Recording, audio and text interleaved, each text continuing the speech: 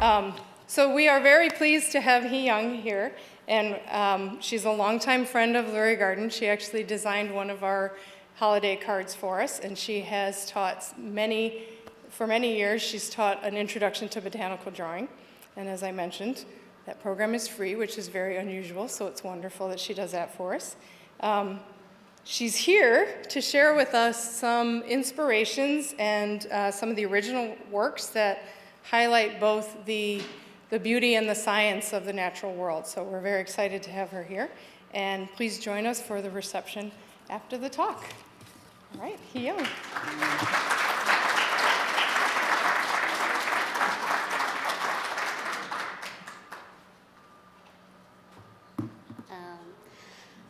Hello, everyone, and thank you very much for coming today. It is so cold. And this morning I woke up, it was so cold and saw some snows, but it was sunny at least. So I hope a lot of people will come. And yeah, so thank you so much for coming and be here. I want to share what I do. So my project is called 200, Project 200. And I call it like that because I have been dreaming to paint 200 native species. And probably 200, when I talk through here, 200 might be not even enough. So I'm hoping I finish 200 as soon as possible, and then start another 200, maybe 450 or somewhat like that will be my final goal. So as long as I'm alive, I try to expand the collections. So the wildflowers are important as you know, but some specific my memory, my early childhood and all that kind of just coming together to make this decision for me. So so the next page, this shows some people who have been making me as what I am doing today. So first here, somewhat I just bump into really important people just accidentally, but was just born to the family, my father here, and then I grew up watching him making medications out of plant. So leaves, roots, fruits, all those are important part. Sometimes it's hurtful to us. Sometimes it's critically important to cure disease and so on. So learning and seeing that naturally, I have really this huge respect toward a plant. And then he was actually a master calligrapher. So I could see how he used brushes and ink. So when I first was introduced to Western style watercolor, I kind of just felt like, I know this, I know. So that's just the natural beginning and the plant. And then here, this gentleman and his wife, Ursula, so Mr. Derek was my first teacher when I just signed up. I didn't know what to do at that time. I had no plan, but I just signed up for a botanical drawing class. And there he was, and he just saw me moving my pencil and so on. He said, you are natural, you have to do this. So ever since he became my mentor, and he helped me to maneuver the big art world. And his wife always was so kindly welcoming me whenever I have questions. So for me, that was like really easy opening toward the larger world. And then here, this person is Pandora Sellers. Pandora Sellers is considered one of the best contemporary botanical artists. I mean, when I first started painting, I didn't know to whom to look to, or what, or how high the painting level is. So I looked through a lot of books, and then and I really loved her style, almost like a perfect. It couldn't be any better than that, really. So I really admired her. And then one day at a botanical art conference, I'm a huge coffee drinker, and I was dying for a cup of coffee. And I walked down to a hotel lobby. There was one woman sitting there alone. So I thought, like, oh my God, some kind of, I know that person. So I approached her and asked if she was Pandora Sellers, and she was. So I just bumped into like one of the world's most famous botanical artists, my idol. So that was, she passed away 2 years ago, so that was my last chance that I could even see her. And then another person, probably some of you heard about her. So she's Margaret Mee, British woman, but lived and traveled many times to Amazon rainforest. So she started to document Amazon native plant, and she witnessed the deforestation there. So she became the early pioneering activist to protect the rainforest. So she became of course, my dream artist. And then I started to paint in 2007. And after I finished my first kind of drawing class in Chicago Botanic Garden, actually, an exhibition came there. And I had no idea, but I just stepped into the exhibition room, and I just dropped all my bags there and took out my magnifying lens, and I studied her paintings. So I had a huge opportunity to study in person that was really the highest level of botanical paintings that sparked the environmentalism. So that was after I saw that, I said, oh my God, I want to be like Margaret Mee of Midwest. Yeah, and then these are kind of, luckily I just bump into, and then another person I bump into there. So I see some smiles here. You know this person, right? He's Steve Packard, one of the leading conservationists. And I just bumped into him on the street too. So I felt like I'm kind of just guided to do this. So he was my neighbor when I first kind of moved to America. The first neighborhood I settled down was Northbrook. And I just happened to live right across from his house. Yeah, and I walked my dog, and he was doing these normal conservationist things. And to me, that was really weird. So I started asking questions and so on. So he turned out to be the founding director of Audubon Society, Chicago. And he is one of the best plant mentor to me. And I had some conversation with him the other day, and he was happy to be shared here, his story. So now, why this man is show up there? That is a little strange connection here. So there is this Australian conservationist. So he, about 30 years ago from now, in his 20s, he happened to get a humble paper quarterly magazine printed from Chicago. That was not internet era, so it's like just somebody mailed that. So there was Steve's article about a few oddball species. That was the whole story about how he restored the tall grass savannas and prairies and so on. So he was so inspired with that, and he studied his own conservation work in Australia.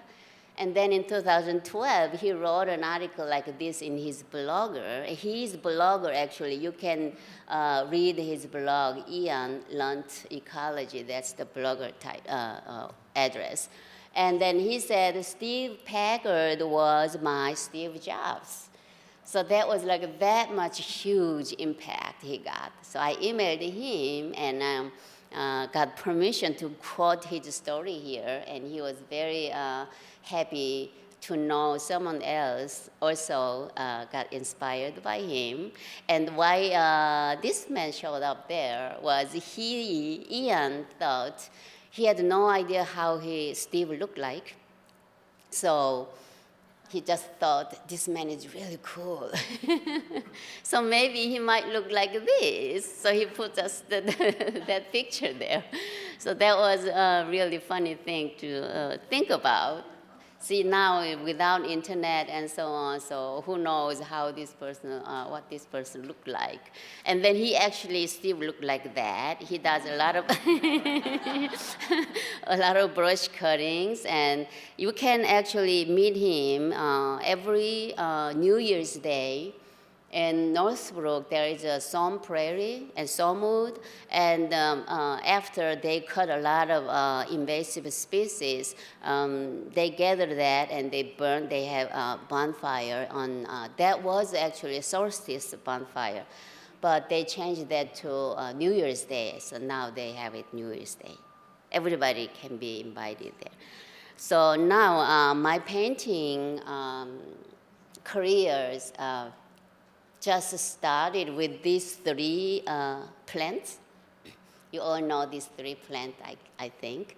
So the first one was a shooting star, and the second one, royal catchfly, and the third one was a compass plant. So about this time, that was my kind of first painting. In the first year, I started 3 paintings, this one and that one, then another one, and that one later I started. So I find that these paintings is really, totally different from what I thought, because you have to study the plant so much until you 100% understand the structure. So it took like forever.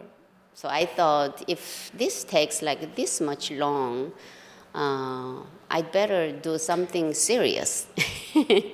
Something serious. And after I've seen Margaret Mee's collections and Pandora Sellers and so on, so I kind of thought that I have to prove myself as good enough artist to start some kind of collections with native plants. So to do that, I guess I have to submit my paintings to some international juried exhibition and got accepted. So that will be some kind of standard that I can say this painting will be valuable collections with highest levels of skill. So I painted that, and then this was me sitting in Chicago Botanic Garden Prairie. And at that time, there were not a lot of plants, this actual plant you can see in the field. That was really rare. And this plant is actually federally endangered. So I painted, and that was so hot and so difficult, and I was almost like fainted, I guess, sitting in sun in summer, hot summer. So I felt like so tired. And I came home and I wrote this, and it's hard to see, but it says, accurately drawing or painting wildflowers requires patience and passion. So that's what exactly I felt after that. And then this painting was accepted to an exhibition called Losing Paradise, Endangered Species here and around the world. So that was a whole group of endangered species painting, and my painting was accepted there. And the painting was exhibited in Smithsonian Museum, and the museum curator emailed me and said, could we quote that you're writing there? And I said, who oh. Yeah, I wrote that and I put it on my website at that time, and somebody read that, so they quoted that. So I had to go to opening reception in Smithsonian. That might be my lifetime experience. So I went down there, and then it was Losing Paradise was in the lobby. My painting was in the lobby, and their exhibition room banner, and then their website. Their website, I guess that was pure luck, I think. Look at the color scheme. Yeah, so the color was perfect to that one. So they didn't take this down for several years after that. So my painting was like advertised there in Smithsonian website for several years. And then their banner, like exhibition panel, and then the whole show, that was the quote there. And then the whole show went to England, to Kew Garden. That was part of a bigger exhibition featuring endangered species. So that was a plant in peril in Kew Garden, London. So there was another my little red flowers there. So that was like this little humble Wildflowers become kind of like a superstar with this one exhibitions. Yeah, so then the next one was this compass plant. And then that one I submitted to in New York International. And that year in 2012, it got Best of the Show award. So not that award, but that was really significant to me because in botanical current, like contemporary botanical exhibitions, you don't see wildflower paintings oftentimes. So now it has been changed a lot, but some years ago, most people paint like a lot of cultivars, more luscious and colorful, large flowers, and these little wildflowers are weed to most people. They don't want to see the weed paintings on the wall or something. So that was not really very popular subject. So to me, that was a big deal. Now you can make a award-winning painting with this little weed. So, so that was really the biggest moment to me. And also, I believe more people started to paint wildflowers. Then I gathered all my 8 paintings of American prairie plant, and I went to England, London Royal Horticultural Society Flower and Botanical Art Exhibition. So there was that year 26 people from around the world shows their work, and my set of these American plants of American prairie, and that got the gold medal in that year. So everybody asked, what's a prairie there? There in London, people say, what's a prairie? And is that something like you plant seed there or something? So I have to explain a lot of things about the prairie. And that's the gold medal, little medal. And then around that time, luckily, very luckily, Prince of Wales Foundation was trying to find a good artist that can invite. So the Prince of Wales, Prince Charles has interest in conserving a lot of native species and so on. So they were planning to paint wildflowers from Romania, Transylvania. So I was lucky to be there, and I showed my painting. And the theme that I'm painting, wildflowers here, and their project there were a perfect match. So they immediately invited me to participate in that project. So that was, so this shows, I'm showing me because I want to show the size of the books. So it's like really huge books. It's like half of me. Yeah. So now and then in that year, after year 2015, Jay Shevsky featured this Project 200 in TV, and then Joel Oppenheimer Gallery. So the whole, that was the exhibition, and explaining how I painted my little wild prairie. So this is the process that I wanted to prove the quality of the work, that if I do this Project 200. So you have to build up, show somehow the painting skills is at the highest level. So I can claim that, okay, we have these high quality botanical illustrations in Midwest, featuring all our native plants. So that was the journey to start.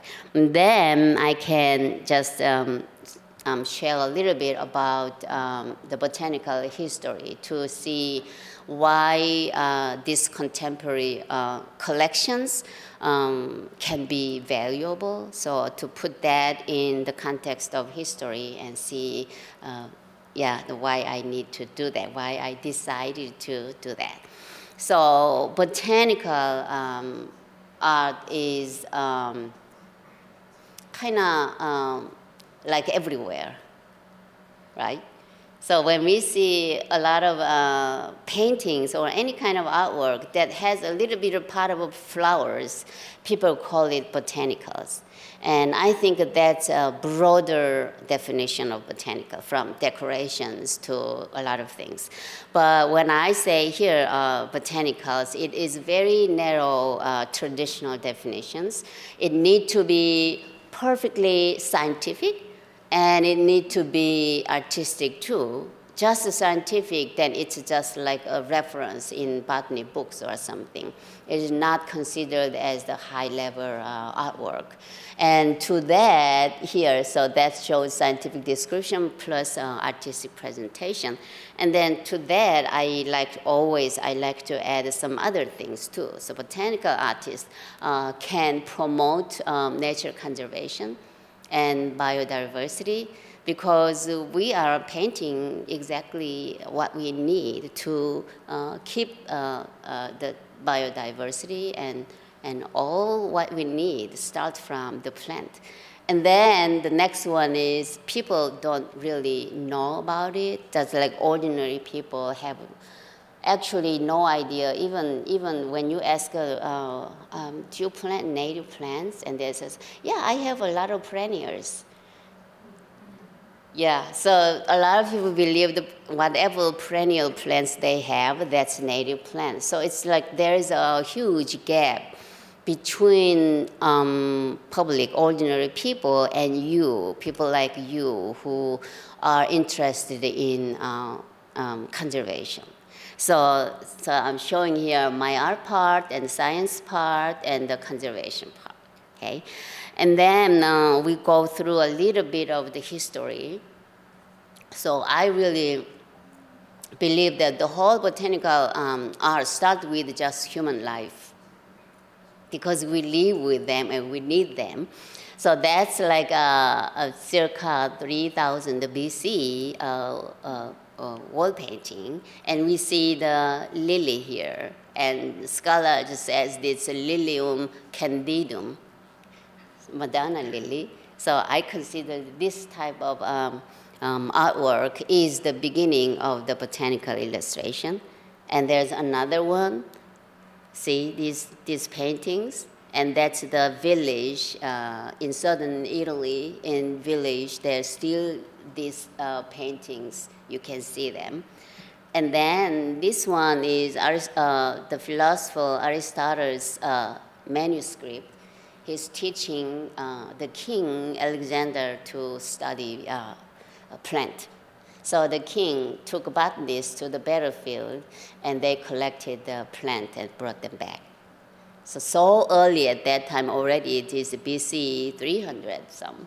And that was the time that cotton was brought to Europe, actually, because of this kind of teaching. And I thought that was really cool. And this is first known botanical study for medicinal purposes. And it's a Materia Medica AD 440 to 90. So they painted a lot of about like 600 plants were illustrated, and all handwritten books was published. And another one, that's like a next edition from 16th century edition. Do you see this plant? What? You can identify this plant. It's like a dandelion. Yeah, right? So this is a more pointed one and with the roots. So this dandelion has medicinal effect. I think everywhere in the world they use dandelion. They're everywhere. I have no idea. Yeah. And then another kind of a funky one showed up. And it's like a late medieval era. And the record says the first part of this book was lost, but kind of just ordinary people. When this book circulated in the village, the ordinary people write in something, they draw in something. So they kind of just illustrated what they wish here. At the bottom part, you see the lambs is growing from a tree or something. So wouldn't that be wonderful when we can do?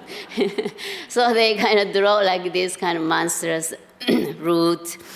And then the real serious study starts from Leonard Fuchs.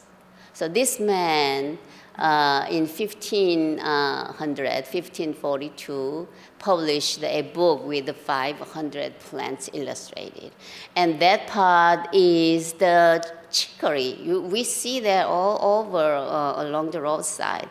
So the chicory was illustrated. And he was the first professor in medicine, so medical professor in Tübingen University. So that was pretty significant study about botanical. And then that's the next edition. And that's the first ever illustrated pumpkin image. And it's a really elaborated image. All shows the part of the plant root and so on. And then I always thought that this little fuchsia flowers, look at the name. And when they, Europeans first, at late 1600, they saw these flowers first time as European, and they gave it a name after Leonard Fuchs. That's how it's called fuchsia. So now around about the same time, an Italian, this man, the personal physician to the King Ferdinand I, and he actually published the book too, with lots of his 600 woodcut, but it depicts 900 plants. So that's like the first ever fruit here. See, the tomatoes, it shows the dissection, the inside the seed. Here is someone is studying tomato right now. Yeah, and then around the same time, a little later than that, in China, there was a monumental study of medicinal plant.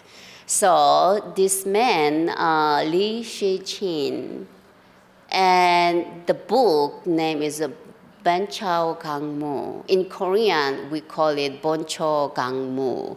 And in Korean, there's a similar one, is Boncho Gangmu. It means literally the compendium of herbs. So they recorded over 1,000 plants.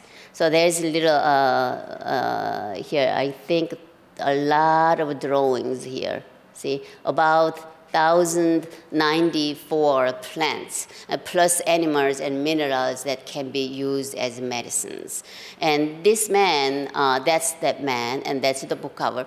And his grandfather, father, himself, sons, everybody were Chinese herbal medicine doctor. And they did extensive study and put together this book. But when he finished that book in 1578, it was Ming Dynasty, and they did not publish that. But finally in 1596, it was published. Then after that, it became the textbook in Chinese medicine.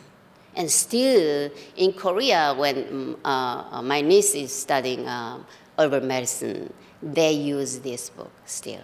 And it was translated in Japanese, Russian, French, and English, and so on. So yeah, and I really love this drawing. Look at that. It's a plant hunter, a Chinese plant hunter, so kind of climbing up and collected the plants. And then that's the real illustration. So animals, and it's very simple, but it shows how the plant look like. And that's English version. And there's English handwriting, and English version has colors. I think that's the coolest thing. And then now we come to a totally different era. And before this, all the plant study was mainly for medicinal purposes. And then now with this book, they started to illustrate plant for the beauty of the plant, not just medicinal purposes. So this book is known as the plant book, or just simply Basil book. But this actual name is the Hortus Eichstensis Basilius Basiler. And it's from the German city Eichstätt. And it started from late 1500. There was a prince bishop, has a big house surrounded with beautiful garden. And he was a plant enthusiast, and he collected like whole possible plant from around the world. And he planted all of them in his garden. And that was the first botanical garden in Europe outside of Italy. So that was a big deal at that time. And then Basiler was not the curator of the garden, but there was his friend was curator of the garden, but his friend died. So thanks to his friend's death, he succeeded the position. So he became the curator of the garden, and the Prince Bishop commissioned him to compile the whole plant from the garden. So he hired the artists in the town, and then they painted in watercolor. And then they hired another engravers, and they made copperplate engravings, and then finally printed out. Okay, so this is the garden, the castle of the Prince Bishop, and that's the garden all around. And this is the modern version of the garden, because the whole garden was destroyed, completely destroyed in 1633 by Swedish invasion. So in the war, they just completely destroyed the garden. Nothing was left. So the only thing left was this book. So currently, they restored the garden, the city restored the garden, and it opened up to the public in 1998. So that was this book was the only material they can look at to find out what kind of plant exactly was there. Okay, so this book is this now. That's the showing the progress, and that's the watercolor somebody did, and then the black and white engraving, and then the color version, hand-colored one. And there was, inside of the book, there was American plant, 23 American plants. It was a Midwest one, this one. Can you recognize this? Yeah, it's a prickly pear.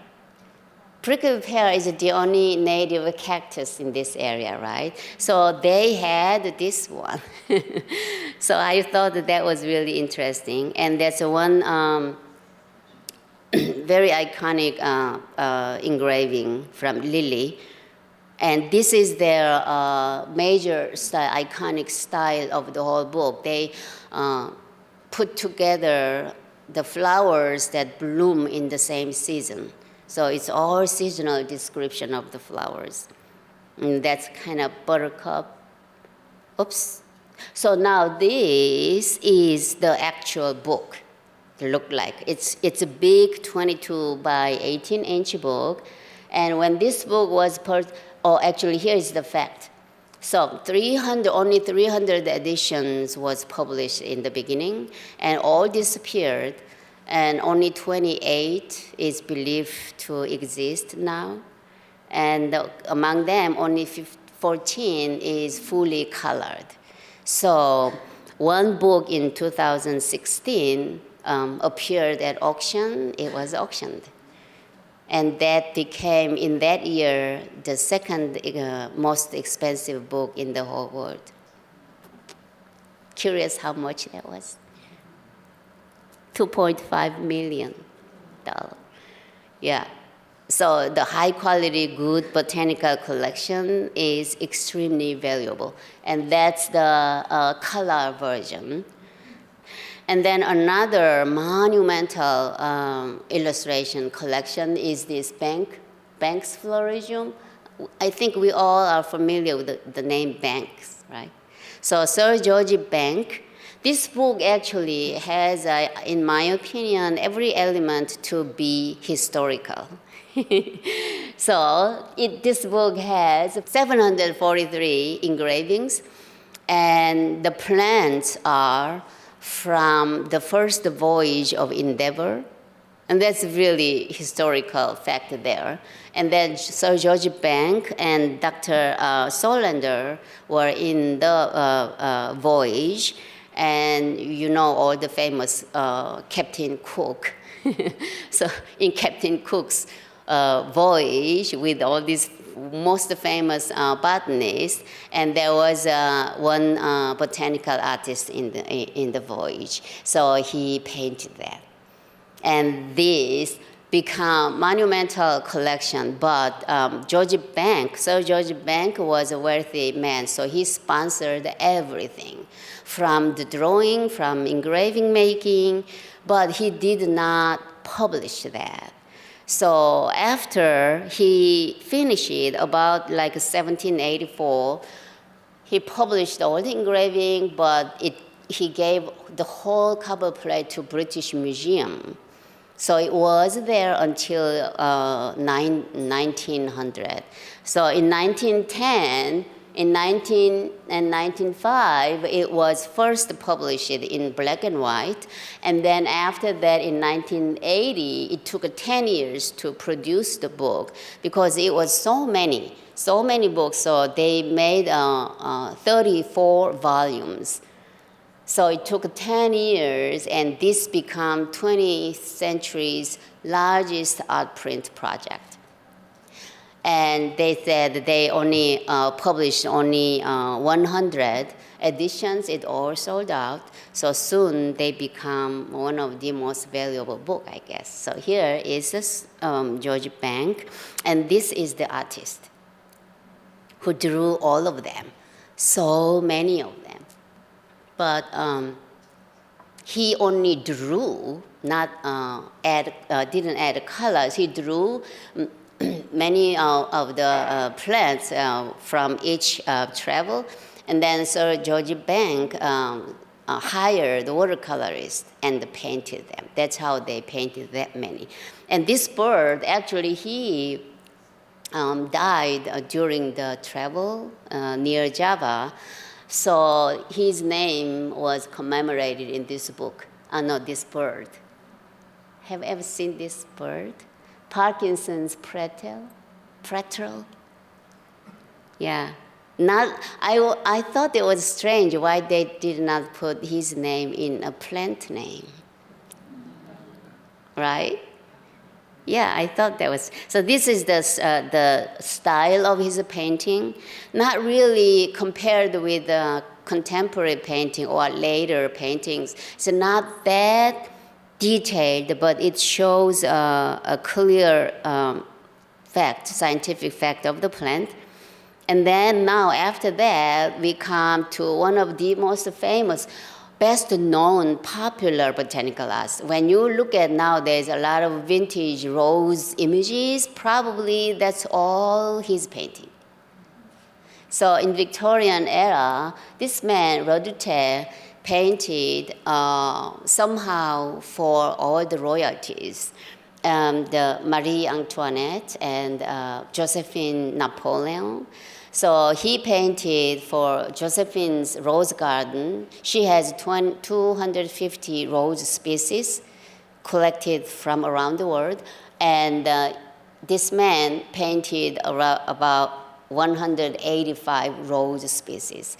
And the whole collection was bought by the King, Charles X. And then another famous collection is his lily collection. And that lily collection, the whole collection was inherited to her son by Empress Josephine. And then some other collection of watercolor from her garden, the Empress Garden, was acquired by Cambridge University Museum. So they're all somewhere there. But there were some in 1985 in New York, about 400 paintings showed up. So it was auctioned, and one art dealer bought all of them and then disappeared. They kind of hide somewhere. And that was expensive too. So now this is the paintings. It's familiar, right? Very familiar. But I find this is more like a beautiful image of the plant rather than that much scientific part or something, right? So that's the lily group. And then here now we are seeing the actual science of illustration. And this man, Ferdinand Bauer, is called the father of the scientific illustration. So now we can see here a lot of little details added. And can you kind of guess whose influence is here? I mean, there was no explanation about it, but I personally believe the colonists. That's the time that colonists introduced this two binomial nomenclature. So he started to categorize the whole plant and animal kingdom into like a genus name and species name, right? So the base for that categorization was the scientific part of the plant, like how many petals are there, and what is the base of the flower look like, and how many stamens are there. So this actually shows for the first time, see, up until now, there was nothing like this. And it shows up all these little reproduction organ based on the reproduction organ and the shape of the base. And even this little pine, it even shows yellow pollens there. So all these were described. That is the epitome of the scientific illustration. And up until now, a lot of people kind of mimic this style. Okay. So he painted a lot, actually a lot, and majority of his paintings, drawings are in British Museum and Natural History Museum and so on. So now how in this world he painted thousands. He traveled with renowned botanists at that time and bring back thousands of drawings from each travel. So how he did that is this like painting by numbers was kind of known term for his style. And that first painting is the finished painting. And that's the drawing, field drawing. And when you look at it, there's a little corner, there's numbers there. And he made this chart with all the sections numbers. So he wrote down number from here, and when he come home, he put that color in that corner. Isn't that smart? I thought that was a really genius idea, and I have to do that too. So this one, actually, the people believe that was just a rumor. There was a story about that, but they could not find that actual color chart. But in Madrid, Spain, when 1999, in the botanical garden library, they found this. So that's the actual way that he did. So that's the style. Look at this. It's beautiful, one of my absolute favorite botanical artists. And then now this collection is very different. So now, up until now, most illustrators were men. And here we have a woman, Harriet Adams, and she painted a lot of them. So she published a book, volume 1, in 1907. Now we are coming to 1900. And then 2 volumes, about 70 plates, and each plate contains up to 15 drawings. And it was a monumental study of British Isles. So the book cover is the Wildflowers of British Isles. So the book is out of print. I tried very hard to get one, but I couldn't. And there is a really mean review about her book. In Spectator in that year, they said, here it said, her book does not compete, of course, with Bentham or Hooker. Hooker was the main illustrator for Curtis magazine at that time. And then said, but it is sufficiently scientific to enable serious botanists to recommend it to beginners. I thought that was really mean. Reviews, right? So, but I really love her painting. There's a whole plant family illustrated in one plate like that, and that's Iris, and that's whole Rose family, and that's Pea family. Pea family paintings are very difficult to paint. I find that is one of the most difficult one, and then Orchid, then other things, a lot of them. How can we just look down on these huge collections like this? And then now we are coming to America. In America, in California, this man, Valentin, painted over 1,000 California wildflowers. The whole collection is in San Diego Museum. So that's the style. So it's beautiful wildflowers of America. And now that's Margaret Mee from Brazil. And that painting is her last painting. It's Moonflower. And it shows all these, so the reason why she painted the background was showing the forest, rainforest. And now that's Hygroflorism. So the Hygroflorism is a painting collection of the Prince Charles residence, and that was in early 2000, and it has 124 images from this garden. And that's one example of an apple, and that's magnolia. So now this is the most current botanical study from Transylvania. It also made by Prince Charles. And then the book size is like this big.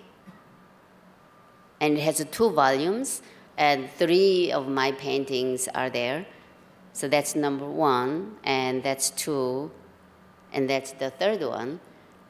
And there are 124 paintings by 36 artists from around the world. And each page shows the artist's name here.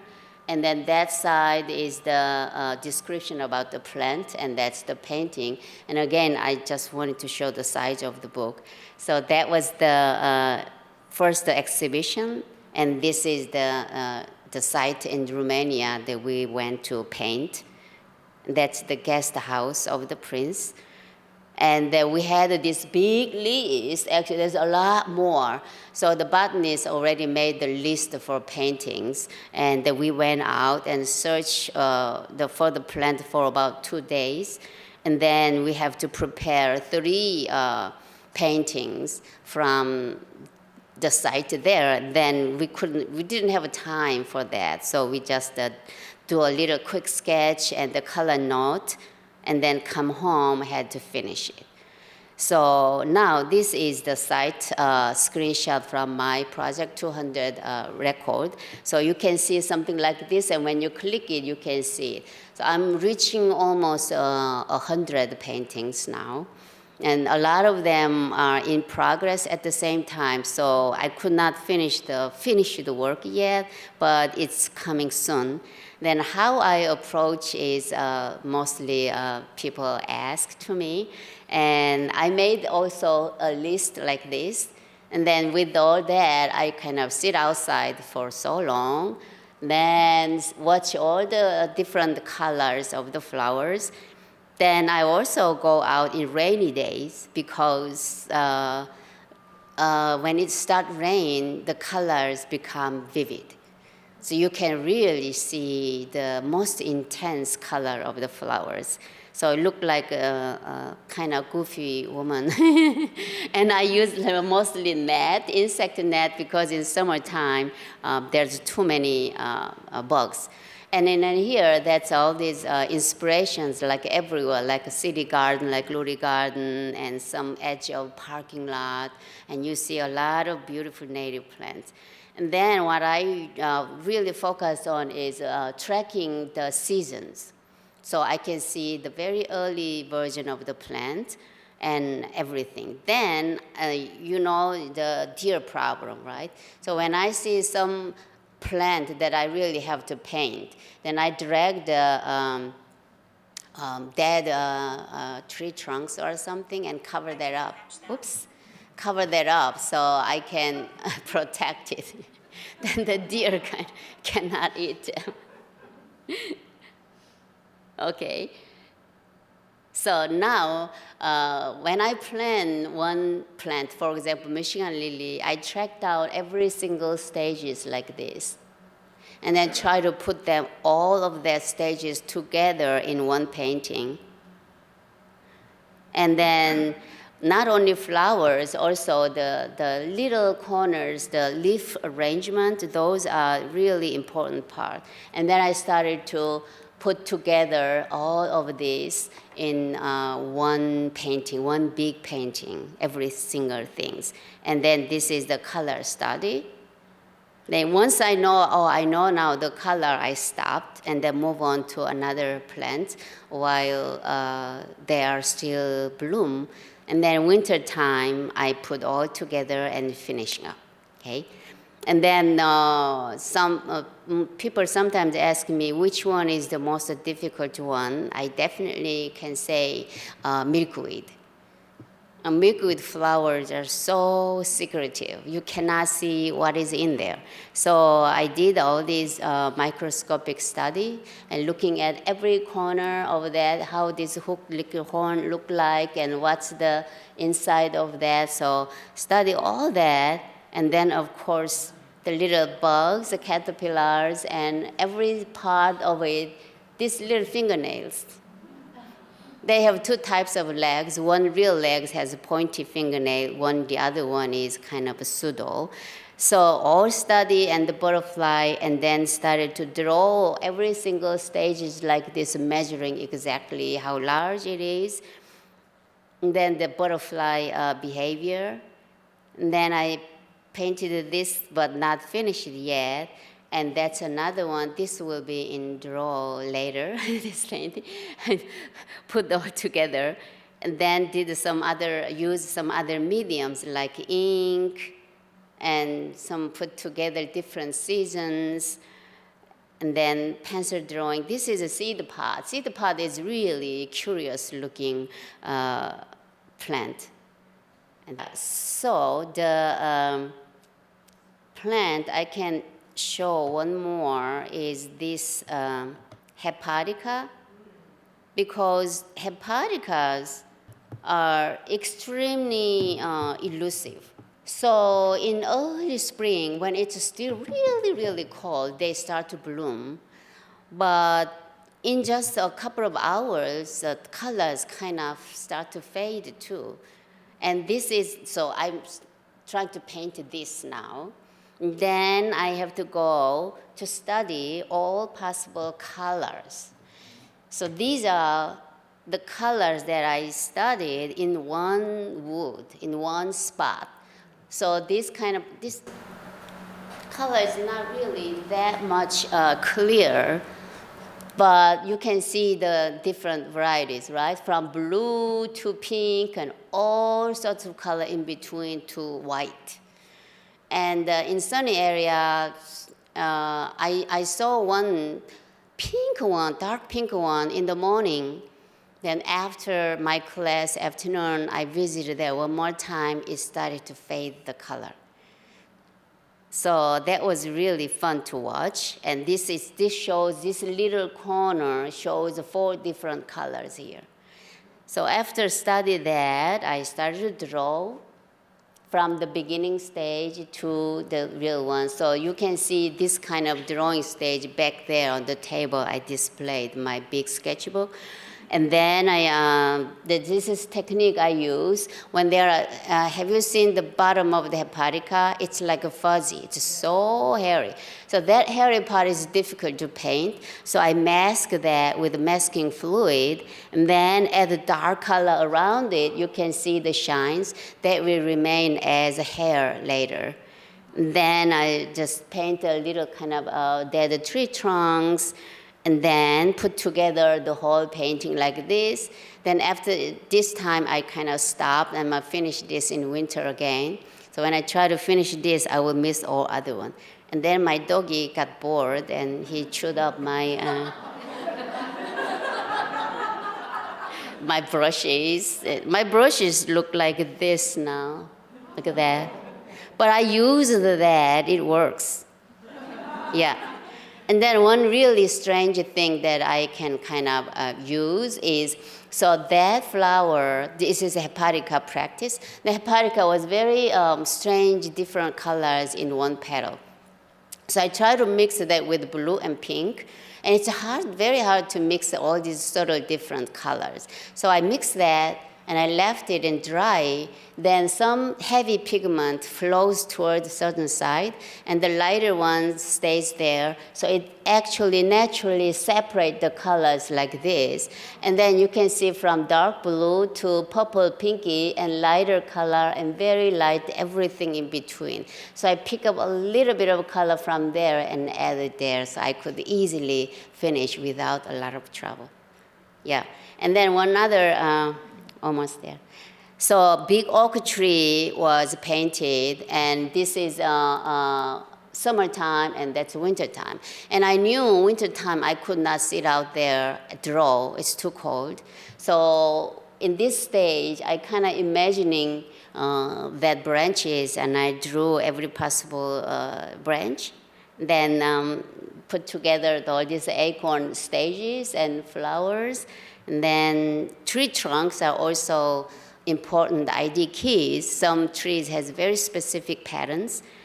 And then hundreds of twigs there. So I put together the whole pictures of a bur oak.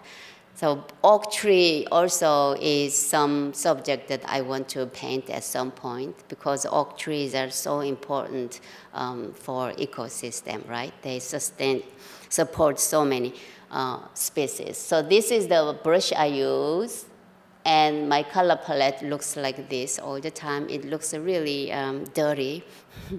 But those little dirty part of paint is perfect for pretty paintings. Yeah. So now I show a little bit of the image of my paintings. That's a really pretty trout lily, and the study of a jack in the pulpit. And it's not native, but dandelion. But violet is native, so I had to add that. And that's finished color jack in the pulpit. And jack in the pulpit's cousin here, a native, a dragon, green dragon. And that is one of my absolute favorite painting of a prairie crabapple or Iowa crabapple. It's a crabapple, but it's dying in the wood because everybody likes to show the cultivar Japanese variety crabapple blossoms. If you have that, you have to feel guilty. So this is dying, so I showed up the dead tree trunks in the center and the reviving small ones surrounding it. So it's a pretty sad painting, actually. It's a pretty but really sad one. And that's our native endangered white slipper orchid. And another yellow slipper orchid. It's not very common. That's a very, very endangered one. White fringed orchid, eastern prairie fringed orchid. So that was one of the most challenging painting because all the white flowers without the color background, it was a difficult one. And that's also endangered, queen of the prairie. And that's, I don't know it's endangered, listed or not, is it? It's very rare fringed gentian.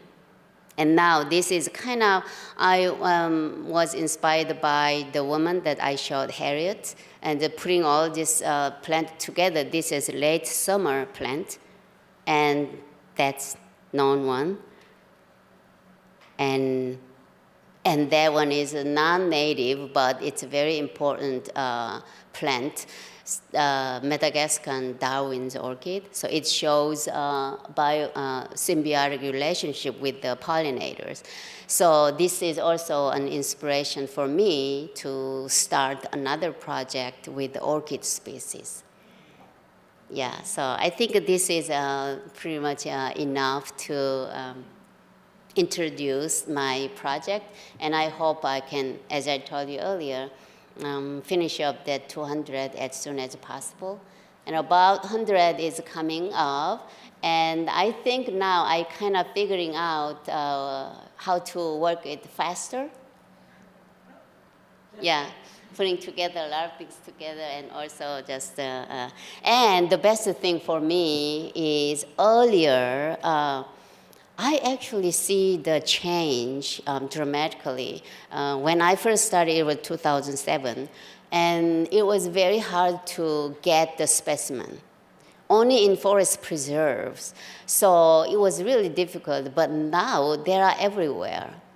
Somebody's backyard, and everybody say, oh my God, I planted this and it's growing. So for me now, it's really easy to get specimens. So if any of you have a good native species in your yard, let me know, then I can.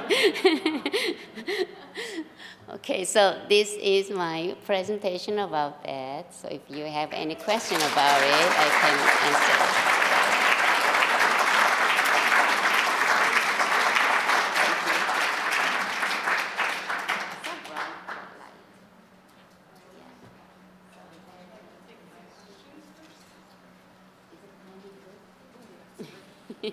We don't have a microphone out in the audience, so when someone asks a question, just repeat the question. Okay. So somebody, you want to take any questions? So if you have any questions about my paint, something like that, welcome. Yes? The descriptor patience. Oh, yeah. So you didn't assign a number to that. So, for instance, you're shooting stars. How many hours take on paint? Actually, as I told you, I don't sit down and paint continuously because I start a lot of species at once. Can you hear me from there? So I start many species at the same time because in spring, in like April, late April, everything pops up. So once I sit down and try to finish one painting in that season, I will miss out everything else. So from some point, I drew a lot. That's how back there I left my sketchbook. Mostly people carry a small sketchbook, but that really doesn't work for me because I wanted to draw a lot of things. So I carry these large sketchbooks with me, and then from my list, I took out the plants that are blooming now, and then go out with several sketchbooks, and I kind of document a part of it each time. So that drawing takes sometimes years. So I cannot even say how many hours. Even just kind of coloring it in takes about a month, moderate size. Yeah, I think that is why this botanical illustration is considered as such a valuable artwork. And nowadays, in modern, in contemporary artwork, some people say, oh my God, botanical, the realistic ones is not really artwork or something. So look at those, the auction prices. Yeah. And the Rodute has 480-some individual paintings that showed up in New York auctions. It was auctioned at $5.5 million. So we cannot say botanical art is a dead type of artwork. So we just somebody have to do it in the highest quality and with certain themes. One other thing is there are a lot of really fantastic artists out there. But one day they paint this store-bought rose, one day pretty-looking peonies from nowhere. And then even though they are beautiful picture of the flowers, it doesn't mean a lot of things historically or scientifically. So when someone with highest level of skill tackled these big collections of a certain region, and especially in the Chicago area, not Chicago, but the tallgrass prairie, the whole ecosystem is gone. It's completely gone. Less than 1%, right, remains now. So somebody has to do this. Yeah. So I have a lot of botanical artists with me, and when I teach in Deerfield, I always encourage people, and we can do things together. When we paint more together, we can do exhibitions and show how beautiful these are. Then people will plant more, and that will be a way to contribute to the conservation, I think. Yeah. That was the question. Do you ever use photographs as a resource? Yes, but just reference. Sorry, what was the question? The question was if I use a photograph for painting. So as you saw here, the good botanical illustration have to show botanical identification keys, in my opinion. So even though it's a really pretty picture of painting, if someone botanist see things and they cannot identify how many petals are there, how pointy the petals are, or how round or how rough the edges of the leaves are, and so on, then it doesn't really have scientific value there.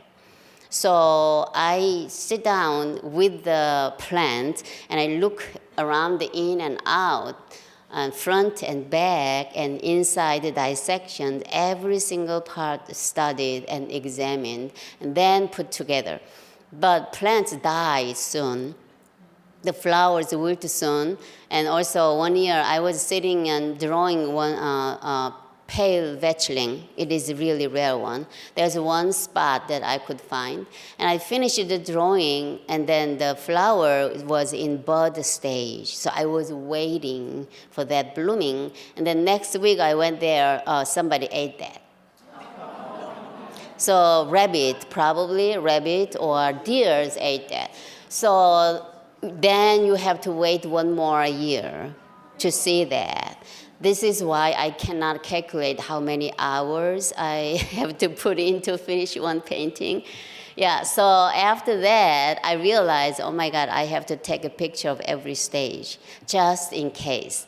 And also nowadays, the devices are so fantastic, and I don't even need to do color study because the color is so good. But the problem is when you rely on pictures, probably the dimension will be wrong.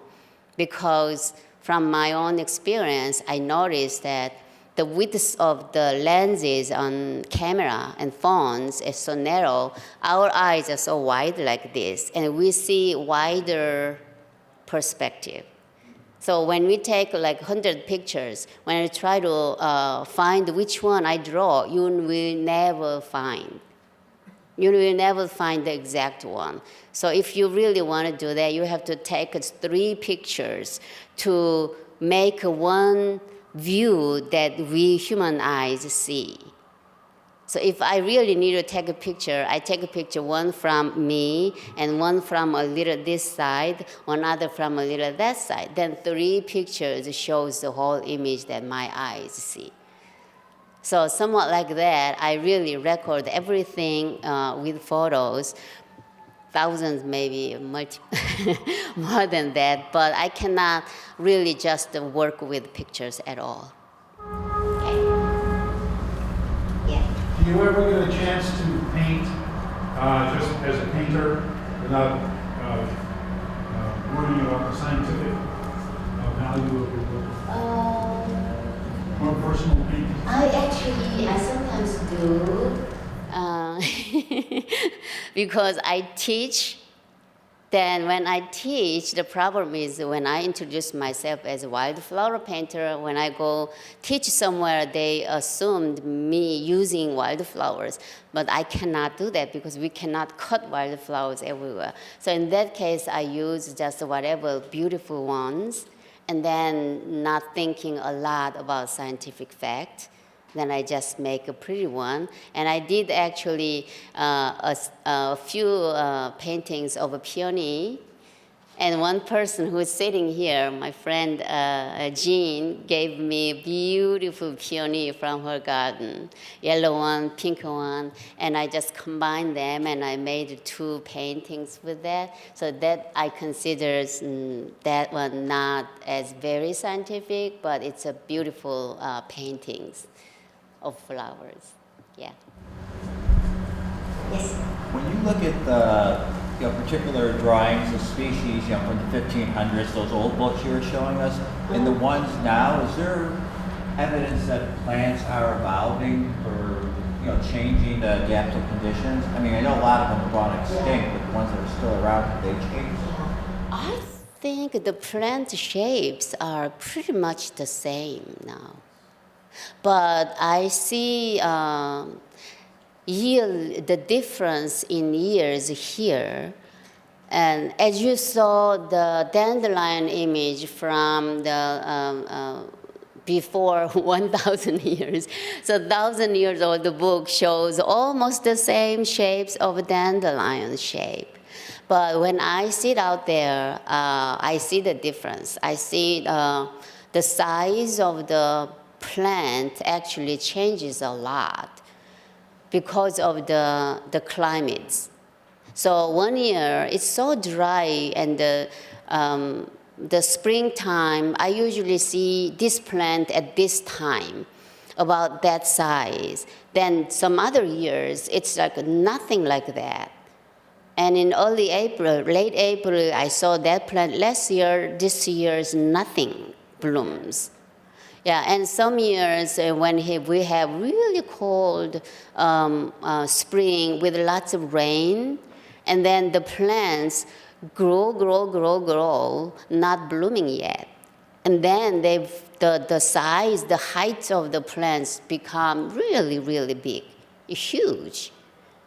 So those changes I can see. And also, year by year, I see a lot of bugs changes. There's so many ticks now. When I first kind of sat outside in the wood, like 7 hours, 6 hours, I did not get any tick bite. And now you cannot sit out there. So that's huge difference between back then. Only just a few years, but that's also difference too. Yeah. So, yeah. Oh, drone. Oh, I drew. I'm not cheating. Oops. My name's not in there.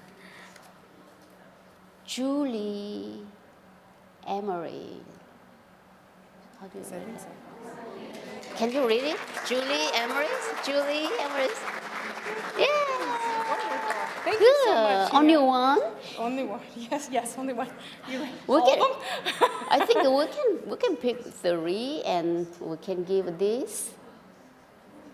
Are you sure? Can we do that? Yay! You're asking them? So then we have to choose this. This is royal catchfly. It's really beautiful prairie plant.